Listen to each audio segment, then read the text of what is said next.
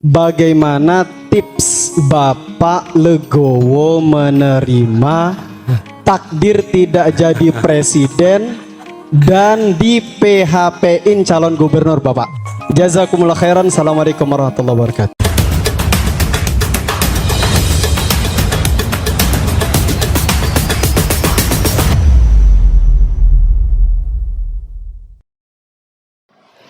Halo sahabat-sahabat perubahan, Assalamualaikum warahmatullahi wabarakatuh. Jumpa kembali, Alhamdulillah sahabat, dengan HS Channel Perubahan. Semoga sahabat-sahabatku dimanapun berada diberikan selalu kesehatan lahir dan batin oleh Allah Subhanahu Wa Taala. Sehat yang manfaat, sehat yang barokah, dan semoga selalu diberikan juga, dilimpahkan juga rezeki yang halal, barokah, dan manfaat oleh Allah untuk sahabat-sahabatku, sahabat-sahabat perubahan dimanapun berada. Kali ini HS Channel akan menampilkan seorang tokoh perubahan yang kita banggakan, Bapak Anies Rashid Baswedan. Tentu saja tidak asing lagi di telinga kita. Nah, sebelum menonton, sahabat-sahabat jangan lupa untuk subscribe, like, komen, dan share sebanyak-banyaknya ke media sosial yang sahabat miliki, ya. Dan jangan lupa untuk dibunyikan lonceng notifikasinya agar sahabat-sahabat perubahan selalu mendapatkan informasi update terbaru dari channel perubahan ini. Mari kita tonton bersama kehebatan dari seorang tokoh luar biasa, ya sahabat. Selamat menonton, jangan lupa selalu jaga akal sehat, dan salam perubahan.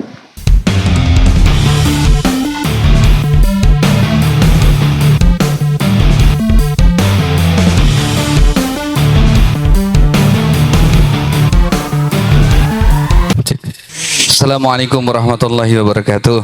Perkenalkan, nama saya Mustafa.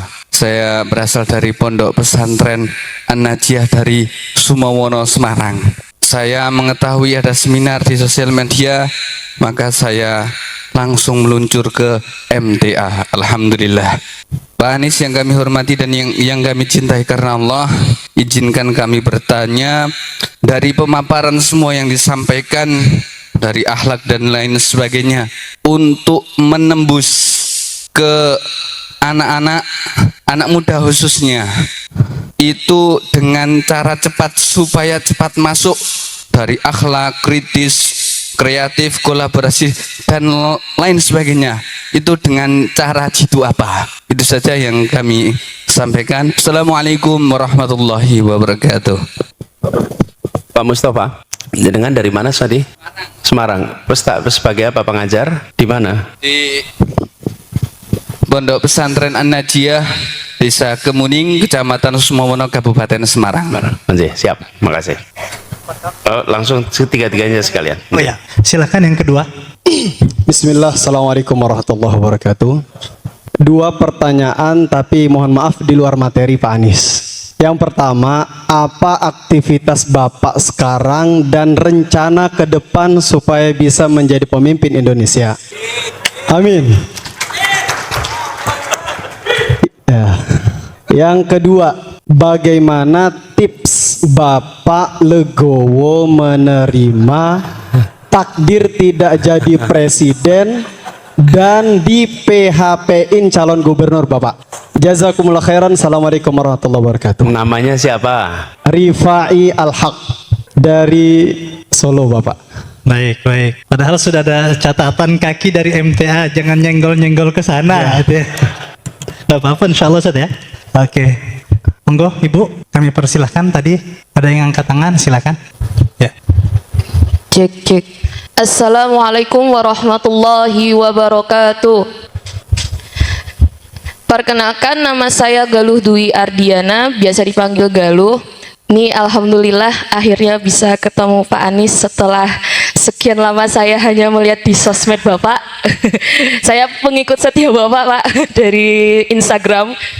Jadi gini Pak Anies, dari beberapa penjelasan jenengan yang terkait 3 unsur dasar dan 3 unsur pendukung, yang terutama di bagian akhlak, kedua literasi, yang ketiga kompetensi dan kemampuan kolaborasi, selanjutnya kepemimpinan, dan yang terakhir jaringan internasional. Saya ingin menanyakan terkait titik di kepemimpinan ini Pak Anies. Jujur, saya sendiri masih dalam tahap belajar mengenai kepemimpinan, apalagi untuk mengelola suatu kelas. Nah, karena saya sendiri juga masih belajar dan juga kadang masih kagok dengan adanya kepemimpinan itu sendiri.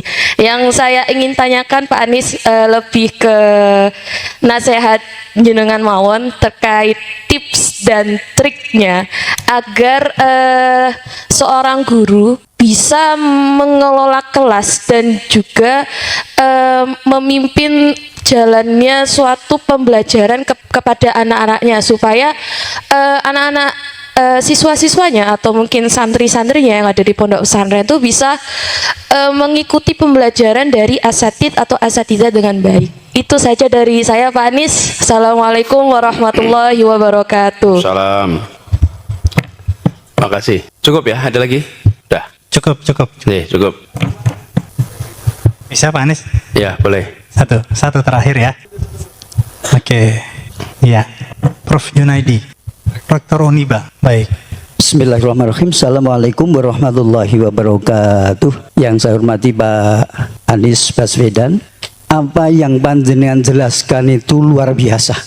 Berarti punya visioner ke depan buat anak-anak bangsa Indonesia. Tidak hanya Indonesia, tapi mendunia. Meskipun mendunia, berakhlakul karimah, hatinya tetap Al-Quran. Punya akidah yang jelas. Pertanyaan saya Pak, karena ini baru diangkat Presiden, Pak Prabowo dan menteri-menterinya, Bapak kira-kira punya kompetensi apa atau kapasitas bagaimana sehingga apa yang Bapak sampaikan itu benar-benar masuk pada para menteri-menteri kita Indonesia, terutama Pak Presiden Prabowo. Dan lebih khusus Pak, itu adalah dunia pendidikan kita sangat rapuh. Ada satu atensi bahwa pendidikan agama akan dihilangkan dan akan dijadikan sebagai pendidikan karakter saja. Bagaimana konsep Bapak, partisipasi Bapak, mumpung Bapak itu ada yang dekat ke Jakarta, kami tidak bisa apa-apa. Mohon sampaikan Pak pengertiannya. Pak Tursun, nama saya Amir Junaidi. Pak Amir Junaidi. Profesor Amir Junaidi, Rektor Uniba. Ya. Matur nuwun Pak Amir. Pak Rektor, matur nuwun. Saya juga dulu pernah tugas seperti Bapak, Pak, di kampus, Pak. Begini, ini dua pertanyaan semi politis, dua pertanyaan edukasional. Saya mulai dengan yang pendidikan dulu. Pak Mustafa, bagaimana cara supaya anak kita ini nyambung ya dengan, kan generasinya beda. Lalu Bu Galuh juga seperti itu, sulit nih kadang-kadang mau anak-anak kita. Pak, memimpin adalah mendidik dan mendidik adalah memimpin. Setiap pendidik adalah pemimpin. Ya. Dan setiap pemimpin adalah pendidik. Jadi kalau jadi pemimpin, dia sebetulnya adalah juga pendidik. Dia mendidik lewat pemimpin. Jadi kalau ada pemimpin menjauhi nepotisme, maka dia mendidik negerinya untuk jauh dari nepotisme. Tapi kalau ada pemimpin menjalankan nepotisme, maka dia mendidik negerinya untuk nepotisme. Karena memimpin adalah mendidik. Dan pemimpin, karena itulah Bu Galuh, Pak Mustafa, panjenengan itu jangan semata-mata menempatkan saya ini guru. Bukan. Saya ini ustadz, saya ini ustazah. Bukan. Saya ini pemimpin. Pemimpin di dalam kelas. Sehingga harus bisa membuat anak-anak kita mau ikut dengan apa yang dikatakan oleh pemimpin. Nah, ini banyak sekali materi-materinya. Jadi saya ini pernah bilang kalau jadi guru ibtidaiyah, jadi guru SD itu paling menantang dibanding yang lain. Guru TK juga begitu. Kenapa? Karena SD kelas bawah sama TK itu anaknya polos-polos semuanya. Jujur, kalau panjenengan membosankan, ditinggalkan. Ya, kalau seperti begini itu kan Bapak Ibu sudah dewasa. Walaupun saya membosankan, semua sakit kalau Jakarta wis teko kene ya toh. Has dirungokke ya toh. Ini kesian nih udah jauh-jauh dari Jakarta, ya udah kita dengerin gitu. Tapi kalau anak-anak kalau di ruangan ini si anak SD ini semua ruangan ini SD kelas 1 kelas 2, lalu yang bicara tidak menarik, apa yang terjadi? Ditinggalkan. Bubar. Betul tidak? Nah, inilah sebabnya kenapa kita harus bicara ini, kalau nyusun kurikulum, kalau nyusun materi pendidikan, tanya ahli, tanya sama praktisi. Ada satu kelompok yang tidak pernah ditanyai. Namanya siapa? Siswa itu sendiri. Siswa itu tidak pernah ditanyain mau apa. Jadi usul saya, Pak Mustafa, Bu Galuh, tanya sama anaknya. Kamu pengennya apa? Guru tidak pernah, jarang sekali guru datang tuh tanya ke ruang kelas. Nak, kalian pengennya saya ngajar gimana nih? Tahu-tahu denger tuh masukan. Ini saya pengen ngajar, baiknya menurut Anda, menurut anak-anak, pengennya saya ngajar ini seperti apa? Mereka akan ngomong. Dan mereka tuh bukan tidak tahu. Saya pernah tugas jadi Mendikbud. Tahu-tahu datang proposal dari sebuah SMA, cara mereformasi kurikulum pendidikan. Anak SMA itu nekat betul. Jadi saya lihat anak ini, saya datengin ke sekolahnya. Tempatnya di Rempoa, di Jakarta Selatan. Saya datangin ke sekolah itu, terus sekolahnya juga kaget waktu saya datang. Saya minta anak itu presentasi. Dan ketika presentasi itu saya bengong betul melihat ya. Mereka itu tahu persis, Pak, jam pelajaran sekarang ini Pak, membuat kita itu masuk saja sudah nggak berminat Pak. Betul, masuk ke sekolah berat hati, pulang senang hati gitu ya. Wah ya kita pikir masalah ini Pak. Kita ini kan kepengen anak itu masuk sekolah senang hati, pulang berat hati. Nah, ini terbalik. Anak-anak itu tahu apa yang harus dikerjakan. Nah kita yang sering menyebut sebagai pemerhati pendidikan, pakar pendidikan, guru, ada satu kelompok yang tidak pernah ditanyai, namanya siswa. Jadi Bapak tanyai. Jadi Pak Mustafa, Bu Galuh, tanya sama siswa itu. Tanya apa yang mereka harapkan. Terus mereka akan cerita cara komunikasi yang lebih baik bagaimana. Dan kalau saya boleh usul, Bapak dan Ibu akan dianggap, kalau saya tambahin kriteria, guru yang baik bila muridnya merasa Bapak Ibu sebagai temannya. Sebagai temannya. Selama itu bisa jadi teman, nah itu baru Bapak Ibu top. Dan kalau bisa membuat suasana itu baik, Bapak Ibu akan bisa membawa mereka pada perubahan. Gitu ya. Yang kedua, Pak Rifai, apa rencana berikutnya? Atau apa rencana Bapak sekarang? Rencana Bapak saya sekarang menyelesaikan ceramah di MTA. Itu rencana sekarang ini. Ini yang paling awal nih, harus beres nih. Mana Pak Rifai tadi? Pak Rifai mana? Oh, sih, Pak Rifai. Ini ya.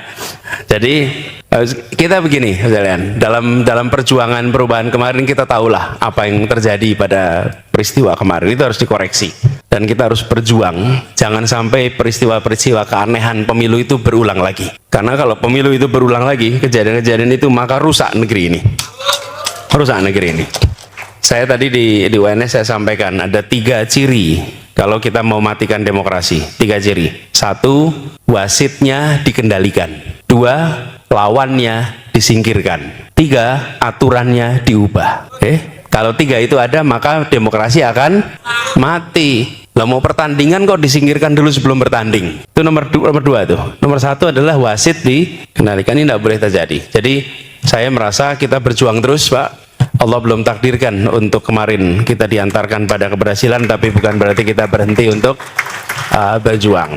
Dan ini juga masalah legowo, kita harus ikhlas saja Pak jalanin ini. Kami menjalani sebagai sebuah ikhtiar untuk melakukan perubahan. Kami kemarin sampaikan, bila kemenangan itu diantarkan kepada kita, maka memang Allah berikan kita kesempatan. Tapi bila tidak diantarkan kemenangan itu, maka Allah sedang melindungi kita. Karena kita tidak tahu apa yang akan terjadi bila kita memaksakan. Nah, jadi saya menjalani itu. Dan soal partai, ini partai itu bukan PHP Pak sebetulnya. PHP itu apa sih tadi kepanjangannya Pak? Pemberi harapan, bukan. Jadi sebenarnya bukan PHP. Kalau PHP itu keputusannya ada di partai. Yang terjadi adalah semua dalam tekanan. Dan dalam tekanan inilah yang tidak sehat. Ini yang harus kita hindari. Jadi, saya usul pada anak-anak kita ditumbuhkan juga, jangan ditumbuhkan takut dengan wilayah politik. Dulu Pak Rektor, saya di kampus, Pak Rektor sering tanya sama mahasiswa, nanti kalau sudah lulus mau apa? Pernah saya ketemu banyak mahasiswa yang bilang, kalau lulus saya mau bisnis Pak. Terus saya tanya, kenapa nggak ingat politik gitu? Oh, saya nggak minat Pak politik. Kenapa nggak minat politik? Karena politik itu kotor Pak. Jadi pertanyaan saya, kalau bisnis bersih ya?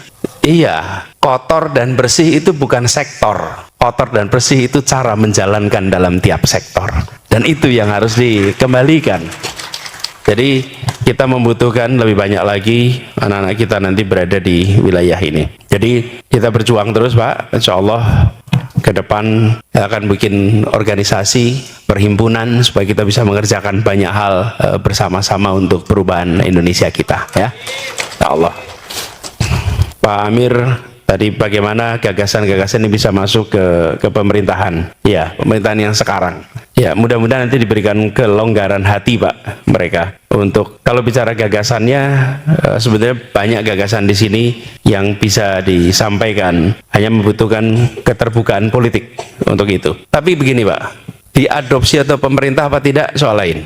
Yang penting sekarang kita di sini, mari kita sama-sama persiapkan anak-anak kita untuk bisa memenangkan pertandingan ke depan. Jadi tadi Ustadz Syihab sudah menggarisbawahi, yuk kita siapkan sama-sama. Bapak sekalian, perjuangan ini akan perlu waktu. Di dunia ini ada pertemuan ekonomi namanya World Economic Forum, WEF, World Economic Forum. World Economic Forum itu dilakukan setiap bulan Januari. Lokasinya di Davos. Di situ berkumpul pimpinan-pimpinan dari seluruh dunia dan berkumpul juga pimpinan politik, pimpinan usaha. Namanya World Economic Forum setiap bulan Januari. Namanya Davos. Ada juga namanya World Education Forum. Ketemunya tiap apa? Ada yang tahu? Tiap bulan Februari. Bapak Ibu, pertemuannya tiap 15 tahun sekali. Tuh diingat-ingat, kalau pertemuan ekonomi itu setiap tahun sekali, kalau pertemuan dunia untuk pendidikan setiap 15 tahun. Kenapa? Karena kalau keputusan ekonomi disepakati tahun ini trennya akan begini, maka semua bisa melakukan. Kebijakan fiskal dibuat, kebijakan moneter dibuat, perusahaan membuat, semua bisa mengerjakan. Tahun depan langsung ketemu lagi. Tapi kalau pendidikan tidak bisa. Pendidikan itu 2015 itu World Education Forum. Sebelumnya tahun 2000, sebelumnya tahun 85, sebelumnya tahun 70. Jadi 70, 85, 2000, 2015, 70. Jadi 70, 85, 2000, 2015. Nanti baru ketemu lagi tahun 2030. Itu pertemuan. Nah, ini yang dimaksud dengan tadi saya katakan, kalau kita ini menyepakati langkah-langkah yang dikerjakan tadi, maka perlu waktu yang panjang untuk menjadikan ini kenyataan. Dan di tengah proses itu jangan digonta-ganti. Karena itu saya sering heran kalau ada yang hobi gonta-ganti kurikulum. Karena kalau kurikulum digonta-ganti itu nggak sampai ke tujuan. Mengubahnya perlu waktu. Bapak Ibu, negara seperti Singapura mengganti kurikulum, proses persiapannya 4 tahun, penyusunannya 2 tahun, implementasinya 6 tahun, baru selesai. 4 tahun persiapan, 2 tahun penyusunan, 6 tahun dan ketika implementasi SD nggak langsung kelas 2, kelas 3, dimulai dengan SD kelas 1, kelas 2, kelas 3 masih pakai kurikulum lama, baru setelah 6 tahun seluruh SD itu pakai kurikulum baru. Kita main-main. Nah, tapi kita itu kepengennya kalau mengerjakan sesuatu selesainya hari ini juga nggak bisa. Nah, jadi saya usul dikerjakan pemerintah baik, Pak Amir, tapi insya Allah kalau ini dikerjakan sama-sama lewat forum Mahid dan Madaris Quran ini, insya Allah nanti jangkauannya akan tidak kalah luasnya dengan yang dikerjakan oleh pemerintah. Jadi lewat Formakim, pesantren-pesantren kita, madrasah-madrasah kita, sekolah-sekolah kita, yuk kita kerjakan saja. Jangan bergantung semata-mata oleh pemerintah. Nah, dengan begitu nanti, apalagi ini di Solo. Solo ini kan sejarah perjuangan kita tuh luar biasa di sini. Betul tidak, saya? Tadi saya baca ada Syarikat Dagang Santri. Ini Syarikat Dagang Islam ya di sini. Syarikat Islam Perjuangan ya di sini. Jadi ini adalah kota yang bisa menelurkan, bisa melahirkan pikiran melampaui zaman. Insya Allah dengan apa yang dikerjakan di sini, kita akan bisa melampaui itu semua. Nanti MTA ini mudah-mudahan menjadi rujukan bagi semuanya, dan MTA ini menggerakkan bagi semuanya. Mungkin itu ya, mudah-mudahan sudah menjawab semua pertanyaan, semua komentar, dan saling mendoakan. Tadi disampaikan juga oleh Ustadz Syihab maupun Ustadz Khalid, ini adalah perjumpaan pertama di MTA, tapi kita sama-sama berdoa insya Allah ini bukan perjumpaan yang terakhir. Insya Allah nanti kita bisa terus melanjutkan silaturahmi di waktu yang akan datang. Demikian, terima kasih. Assalamualaikum warahmatullahi wabarakatuh. Warahmatullahi wabarakatuh.